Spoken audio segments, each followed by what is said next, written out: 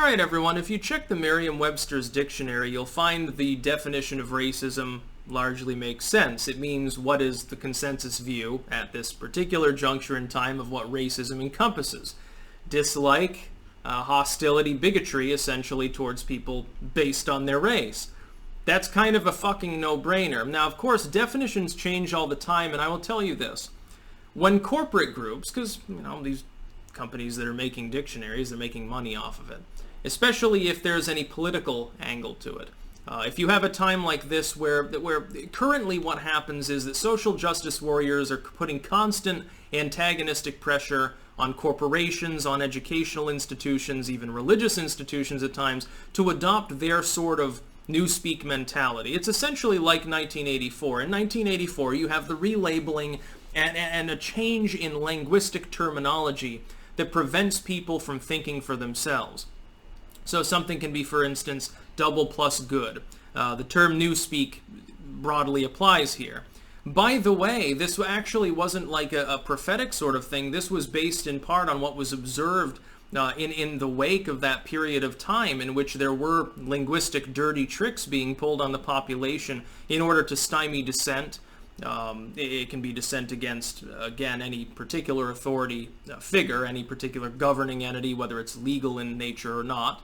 A corporation could adopt this. It could adopt a sanitized terminology, prevent its employees from using certain words because they don't like what they stand for.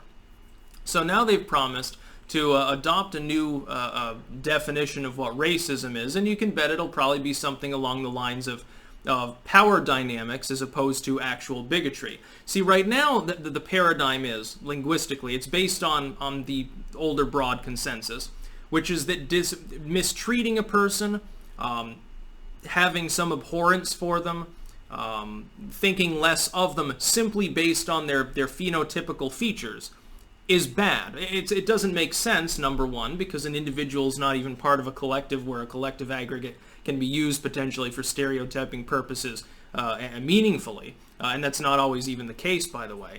It's also, it negatively impacts the civic culture, potentially, insofar as there's multi-ethnic sort of thing going on. It can be used for political gain, for malevolent purposes, by even potentially authoritarians, splitting people up. You're trying to get 51% of the vote, so you appeal to their race, their gender, something like that. Wedge issues, which is something that the left is very good at doing, even though if it were working in reverse, which is to say if it were working on different groups of people, it would be declared bigoted by those same individuals. They want to change that from you dislike someone based on the color of their skin. Race, the perceived race in a phenotypical fashion, ism, that you give that considerable importance in judging others. They want to change that, I think, to a power dynamic thing in which they can claim, for example, that you can only be racist, in their new definition, their Newspeak definition, if you're part of an empowered group or a traditionally empowered group. Now, of course, this will not apply to other areas of the world. If you go, for example, to China, you'll find that people of ethnic Chinese descent are number one. They are at the top of the ethnic hierarchy. People of other accepted, tolerated groups would be number two.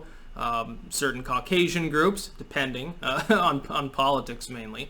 Certain other East Asian groups, Japanese, Korean. Then you would have other groups. Below that would be most of the other Asian groups, people who are of darker skin and so forth. There is a strict ethnic hierarchy in China. That one, however, won't actually be utilized. Even if you were to go there and say, objectively speaking, a Han Chinese is treated better in this country under that power dynamic, and therefore you're arguing that people of that group can be racist, that won't be accepted because that's not the point. The point is to take Western hegemonic groups in the West that tend to have more wealth or power, and egg on other groups to attack them. The whole goal of Newspeak, in the sense it's being used right now, is to usher in socialism. The whole ulterior motive, the whole subversive goal behind the scenes that Merriam-Webster probably isn't even aware of, is literal subversion on a civic scale, of economic principles, of diplomatic principles. It's an attempt to tear modern westernization apart. It's an attempt to get people who have largely lived at peace, for the most part, to distrust dislike and attack one another. It's basically commie propaganda. It's basically what it boils down to. Most of these groups are blissfully unaware. The only thing that they see, and this is the case for Silicon Valley by and large, everyone wants to assume malevolence. I just assume ignorance for the most part. These groups are under fiscal pressure. They have sponsors, they have contracts, they have all sorts of entanglements overseas, and that brings pressure to bear on them. Now, this never had to happen. The power dynamic that does exist, in which the empowered groups are actually the political elite and big-time corporations, multinationals, banks, and so forth. That's the only power dynamic that is meaningful in the United States or anywhere else in the world. But if you can get people to believe that a power dynamic exists between a white blue-collar worker making $3,000 a month and a black man living next door who makes $2,000 a month, that is explained by race, and you can exploit that for political or fiscal gain, there's a reason for them to want to do this. Some of it boils down to groups wanting more money, greed. Some of it boils down to wanting more power. Some of it boils down to revenge fantasies. Probably latent Soviet ideology, wanting to crack the West apart because they feel disenfranchised. It boils down to these things. I would say this is a bunch of bullshit, and then Merriam-Webster is making itself useless thereby.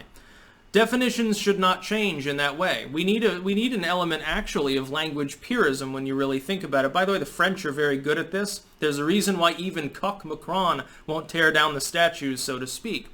If you have a linguistic rigidity, so that things simply mean what they mean, then it defangs attempts at such psyops moves. And that's what this is. This is being dreamed up by a bunch of opportunistic goofballs, pretending that it's like, I guess some teenage girl sends a letter into Merriam-Webster claiming that they need to change with the times, and Merriam-Webster feels very bad about the plight of her people.